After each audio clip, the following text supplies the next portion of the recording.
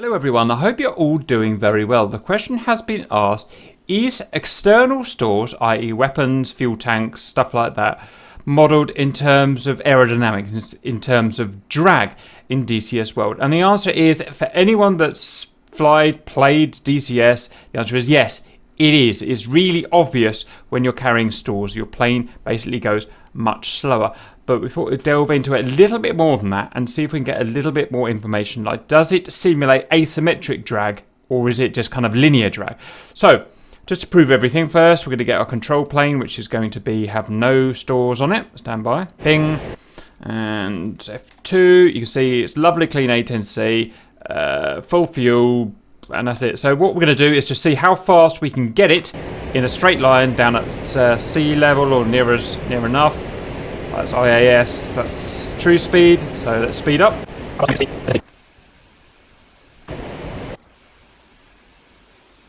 And we're pretty much topped out there. That's true airspeed, 342 knots, okay, which sounds about right. So next, let's have a go in a heavily loaded one. So we've got full fuel, remember. Okay, let's pause that there, and you can see we're armed up with all of the ordnance at the moment. That is one heavy A10C, as you can see. Okay, and let's see what speed we can get out of this baby.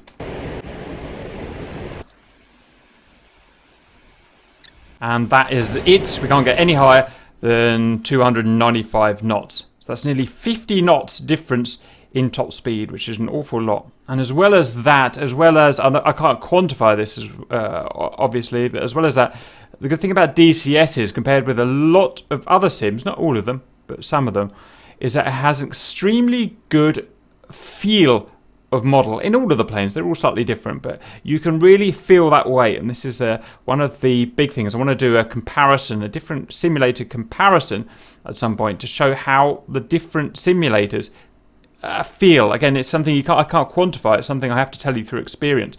But if I pull up if I pull up now and I turn my wings round, I can feel that weight. I can feel it through my stick and the way the plane is reacting and how she'll tumble and how she'll stall and everything.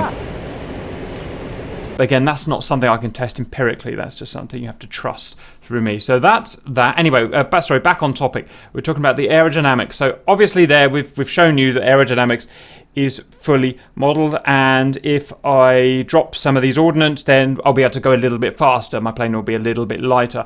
And I should say how it's working as well. So now this is simplifying things a little bit, but the way it's causing me to go slower is twofold. First of all, it's directly affecting the external sources, directly affecting the drag coefficient of my aircraft. So the drag coefficient, again, oversimplified, but if we look at the plane head on like that, down its longitudinal axis, down its datum line, if we imagine the cross-section, a two-dimensional cross-section of this aircraft has been added to by a large percentage by the amount of stores down here. So the coefficient of drag has directly increased. And drag is, if you like, simplified, is air resistance. So it's all that extra air resistance. So like putting a big spoiler on your car, thinking it'll make it go faster. Actually, you're just increasing the drag coefficient. It'll actually go a lot slower. And the second way that it increases your overall drag, reduces your speed, is because it's adding weight. Weight is simulated in DCS world, obviously.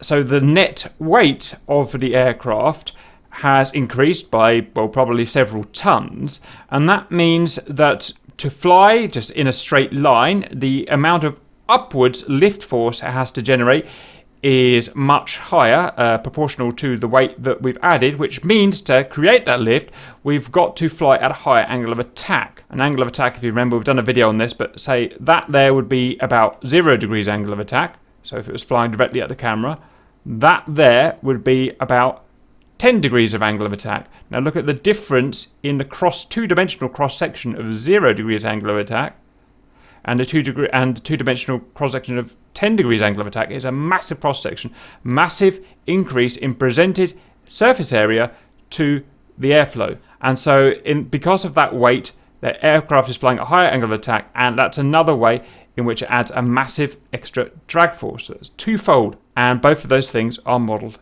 in DCS. Now, as it happens, the A10C handles loads like this extremely well. We probably should have used an F-15 or something which can't handle loads as well as this, but there's a good reason, and that's because I wanted to show you asymmetric load. So if I took away one wing's worth of load and just had the other wing's load, could we get a drag force simulated in DCS that is going to kind of pull the aircraft round to the left or the right, depending on which wing is loaded? So it's going to be like having an air brake on just one wing. Is that modelled? That I'm not actually sure. This is the first time I've tested this, so let's see what happens.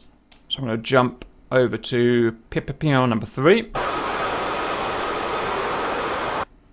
Right, so now we've just got one wing load. We've got a ton of bombs, or several tons of bombs probably, on that one wing. Now the first thing you'll notice is it, without any stick input, it drags my wing down. So you can see, whoa, you can see obviously the weight is simulated in when it's pulling my aircraft down. I can feel that. I'll have to fight against it with my stick. But do we have an yaw? Do we have a moment of yaw here created by these things here? Does it actually pull that wing backwards in that direction? So if I went at a top view, what we should be seeing is that that right wing is pulling me backwards, should be draggier, and therefore it's going to cause me to yaw slip to the right. Is that going to be modelled? So we're going to find out first time here. So what I want to do is I'm going to gate the roll, so I'm going to keep myself perfectly centered in terms of roll, and I'm going to keep myself at a set course here, and I'm going to do that by using the rudder, and it's just going to take a little bit of altitude mucking around to get this right, so just stand by.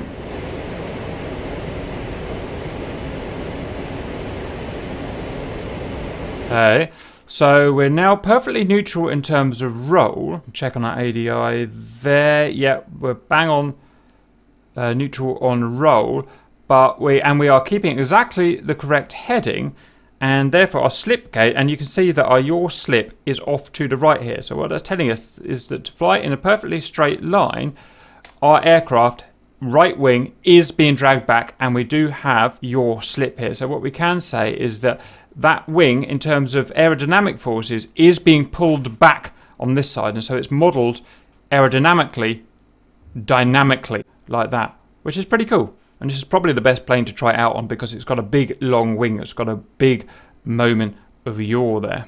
As well as that, other things are modelled. I don't suppose I'll do a proper video on it, but things like recoil are modelled as well. We've tested the recoil of a gun, especially a big gun like this. You can propel your aircraft along the ground backwards with the gun and use it as an air brake, which is pretty cool.